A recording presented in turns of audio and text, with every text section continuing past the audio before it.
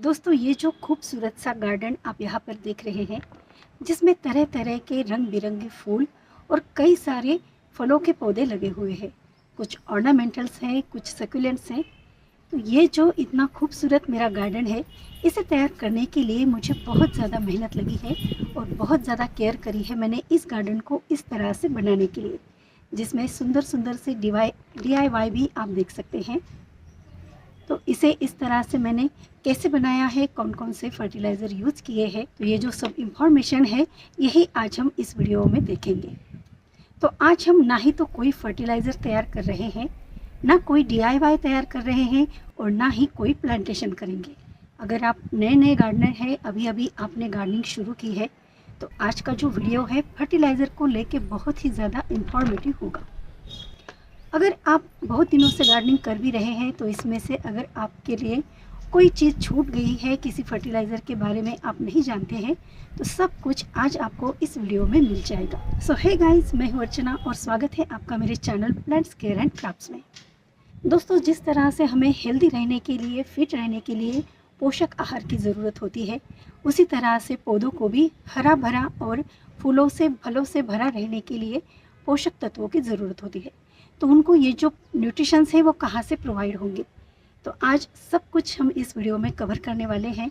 हर एक फर्टिलाइज़र के बारे में बात करेंगे, उनका क्या क्या यूज़ होता है और ये जो फर्टिलाइज़र हैं हमारे पौधों के लिए कितने इम्पोर्टेंट है, सब कुछ आज हम देखेंगे।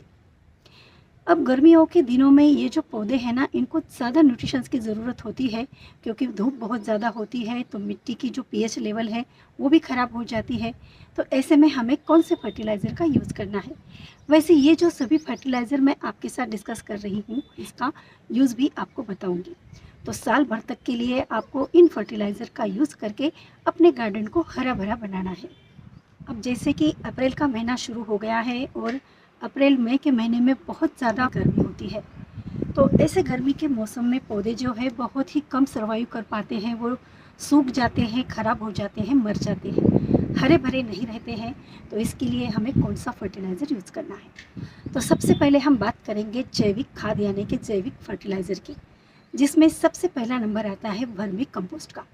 ये जो वर्मी कंपोस्ट होता है हमारे पौधों को आवश्यक ऐसे सभी न्यूट्रिशंस प्रोवाइड करता है। और सेकंड नंबर होता है कि गोबर की खाद।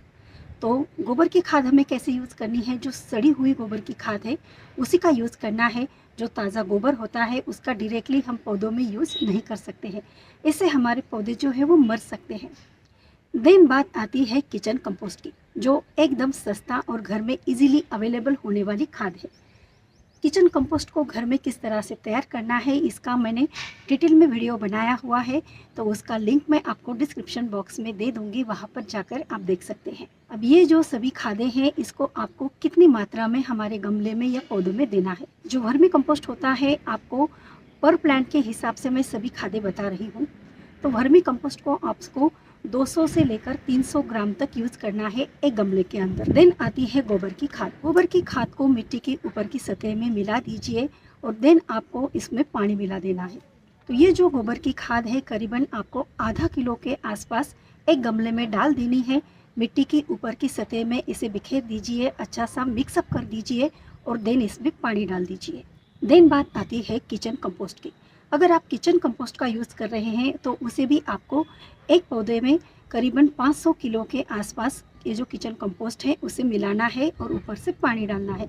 हर एक खाद को जब भी आप किसी गमले में डालते हैं तो उसके ऊपर आपको पानी ज़रूर से डालना है। देन बात करेंगे नाइट्रोजन की। नाइट्रोजन जो है वो पौधों की जो पत्तियाँ होती हैं उनकी ग्रोथ में मदद करता है। पत्तियों को हरा भरा रखने का काम नाइट्रोजन करता है। और अगर हमारे पौधों की पत्तियाँ हरी भरी रहेगी तो वो पूरे के पूरे पौधों को न्यूट्रिशन प्रोवाइड करेगी, क्योंकि जैसे कि हम जानते हैं हरी जो पत्तियाँ होती है वो हरित द्रव्य का प्रोडक्शन करती है। हरित द्रव्य का प्रोडक्शन करने से हमारे जो पौधे हैं वो खिले खिले रहते हैं, तो इसके लिए नाइट्रोजन की बहुत ज़्यादा आवश्यकता होती है पौधों की। अब ये जो नाइट्रोजन है हमें किन किन खाद से उपलब्ध होगा, जैसे कि नीम खली। नीम खली हमारे पौधों में फंगीसाइड का तो काम करती ही है, साथ ही साथ पौधों को न्यूट्रिशन भी देती है। तो लगभग 100 से लेकर 150 ग्राम नीम खली आप एक गमले में डाल सकते हैं, ऊपर से पानी डाल दीजिए। अगर आपके पास फलों के फूलों के बहुत ज़्यादा पौधे हैं तो भर भर के फूल और फल लाने के लिए हमें उसमें डालना पड़ेगा थोड़ा सा यूरिया। अब यूरिया हमें कितना यूज़ करना है, तो हर एक गमले में आपको 5 से लेकर 10 ग्राम तक यूरिया, बस इतना सा ही यूज़ करना है। तो उसमें गमलों की मिट्टी में डाल दीजिए। मिट्टी को हल्का सा हमें गुड़ाई करनी है मिट्टी की, देन इस यूरिया को डालना है और उसमें मिक्सअप करके पानी डाल देना है। चलिए देन बात करते हैं फास्फोरस और पोटेशियम की। अब ये जो दोनों चीज़ें हैं आपको आपके घर में अवेलेबल ऐसे चीज़ों में मिल जाएंगे जिसके लिए आपको बाहर से लाने की ज़रूरत नहीं पड़ेगी। तो जो हमारे केले के छिलके होते हैं, देन आलू के जो छिलके होते हैं, बस आपको इन दोनों छिलकों को अच्छे से धूप में सुखाना है। देन इसे क्रश करके डालिए, पाउडर करके डालिए, या फिर गमलों की जो मिट्टी होती है उसमें साइड साइड में थोड़ा सा गुड़ाई करके ये जो केले के छिलके होते हैं इन्हें आप दबो दीजिए, उसके ऊपर पानी डाल दीजिए। तो धीरे धीरे ये गलते जाएंगे और उसका जो न्यूट्रिशन है, मतलब जो पोटेशियम और फास्फोरस है, हमारे पौधों को मिलता रहेगा। तो आपके पास अगर अपराजिता है तो अपराजिता में ये काम ज़रूर करिए। केलों के जो छिलके होते हैं अपराजिता में भर भर के फूल लाने के लिए बहुत ही ज़्यादा यूज़फुल होते हैं। सभी खादों के बारे में आपको बता रही हूँ तो उसमें बोन मिल का भी नंबर आता है, लेकिन मैं आपको बोन मिल सजेस्ट नहीं करूँगी क्योंकि बोन मिल जो है वो नॉन वेजिटेरियन है, हड्डियों से बनता है, और क्योंकि मैं वेजिटेरियन हूँ तो मैं आपको बिल्कुल भी सजेस्ट नहीं करूँगी बोन मिल यूज़ करना है या नहीं। चलिए नेक्स्ट बात करते हैं नेक्स्ट वाले खाद की। अगर आप अपने पौधों में डीएपी यूज़ करना चाहते हैं तो 5 से 10 ग्राम डीएपी आपको बस इतनी सी ही आपके हर एक गमले में यूज़ करनी है। इससे ज़्यादा डीएपी को यूज़ नहीं करना है, नहीं तो आपके जो पौधे हैं वो जल जाएंगे।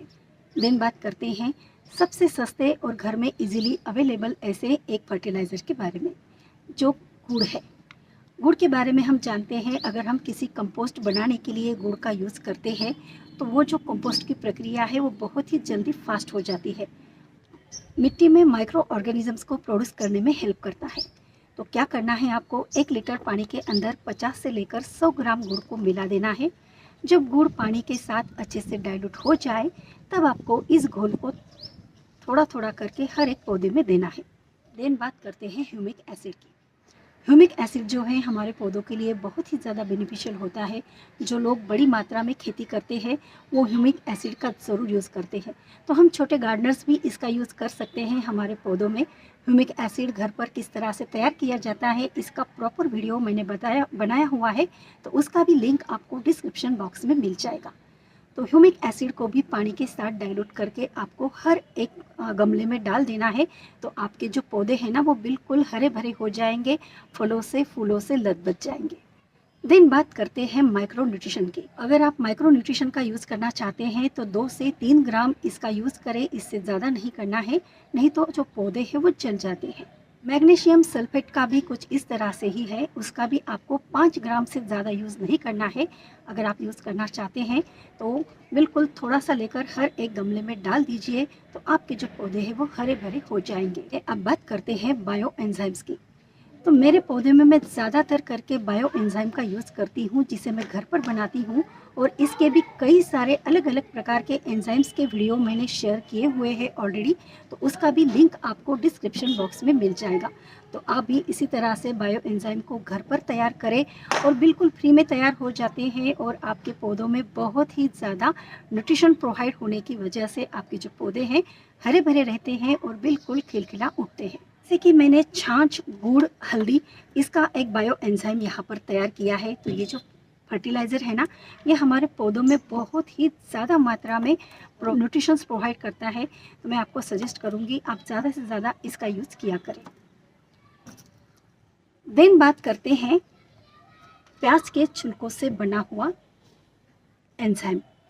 प्याज के छिलके और लहसुन के जो छिलके होते हैं ना, जो पतला पतला छिलका होता है प्याज का, बस उसे आप इस तरह से किसी बोतल में पानी डालकर तैयार कर लीजिए। तो ये जो फर्टिलाइज़र है आपके किसी भी प्रकार के जो फूलों के पौधे होते हैं उनमें भर भर के फ्लावरिंग करने के लिए बहुत ही ज़्यादा बेनिफिशियल होता है।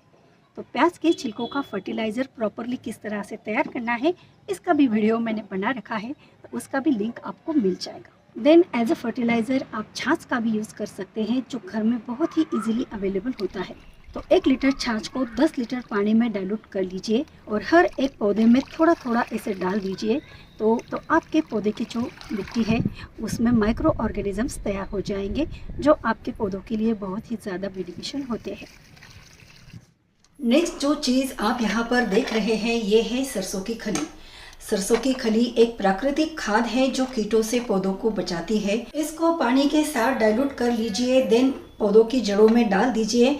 तो पौधों की जो जड़ें होती हैं उसमें फंगस नहीं लगेगा, मिट्टी की संरचना में सुधार आएगा और जल्दी जल्दी से फूल और फल लगेंगे। नेक्स्ट ये जो पैकेट आप मेरे हाथों में देख रहे हैं ये है सीवीड्स ग्रैन्यूल्स। इसे मैंने ऑनलाइन मंगवाया है। अगर आप इसका यूज़ करते हैं तो आपके फूलों के पौधों में भर भर के फूल आएंगे और साथ ही साथ पौधों के मिट्टी में बिल्कुल भी जो वीड्स होते हैं यानी कि खरपतवार वो नहीं उगेगी। तो इसका यूज़ आपको जस्ट कुछ ही दानों का करना पड़ता है, जैसे कि यहाँ पर आप देख रहे हैं ये है पर्सलिन। तो कुछ ही दाने मतलब 10-12 दाने ही मैं एक गमले के अंदर इस तरह से बिखेर के डाल रही हूँ। तो जितने भी फूलों के पौधे हैं उसमें इस तरह से हल्के हल्के से दाने डाल दीजिए। इन दानों को डालने के बाद आपको इसमें पानी डालना ज़रूरी है। तो इसके ऊपर पानी डाल दीजिए और बस इसका जो काम है वो अपने आप हो जाएगा। अब दोस्तों ये बात हो गई सभी फर्टिलाइज़र के बारे में। अब ये जो सभी फर्टिलाइज़र है इसे यूज़ करते समय कुछ सावधानी भी आपको रखनी पड़ती है। तो वो कौन कौन सी है इसके बारे में भी बात करेंगे।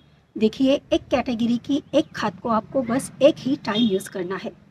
जो भी खाद अपने पौधों में आप दे रहे हैं तो हर एक खाद के बीच में आपको अंतर रखना है करीबन 8 से 15 दिनों का।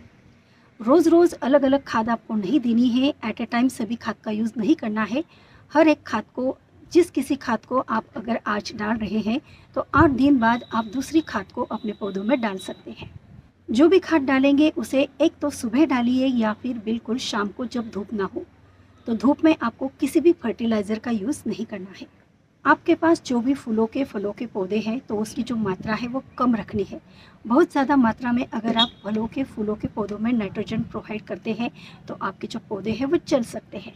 और हाँ, पत्तों और पौधों के जड़ों के स्वास्थ्य के लिए मैं आपको मोस्टली सजेस्ट करूँगी कि जितना हो सके जैविक खाद का ही यूज़ करिए। जितना आप जैविक खाद का यूज़ करते हैं तो उतने ही आपके जो पौधे हैं वो हेल्दी रहेंगे। और अगर आपके सब्जियों के फलों के पौधे हैं तो ऑर्गेनिक तरीके से ऑर्गेनिक खाद का यूज़ करके अगर आप इन पौधों को बढ़ाते हैं तो आपको ऑर्गेनिक चीज़ें ही खाने को मिलेंगी। तो उम्मीद करती हूँ दोस्तों आज का ये जो इन्फॉर्मेटिव वीडियो है आपको ज़रूर अच्छा लगा होगा। तो जल्दी से मुझे एक कमेंट करिए इस वीडियो के लिए और इसे ज़्यादा से ज़्यादा शेयर करना है। लाइक तो आपने कर ही दिया होगा दोस्तों। चैनल को भी सब्सक्राइब कर दीजिए ताकि इस तरह से गार्डनिंग के बिल्कुल उपयुक्त और आइडिया वाले वीडियो मैं आपके लिए इसी तरह से लाती रहूं। तो चलिए फिर से मिलते हैं ऐसे ही नेक्स्ट गार्डनिंग के वीडियो के साथ। तब तक के लिए बाय और थैंक्स फॉर वॉचिंग।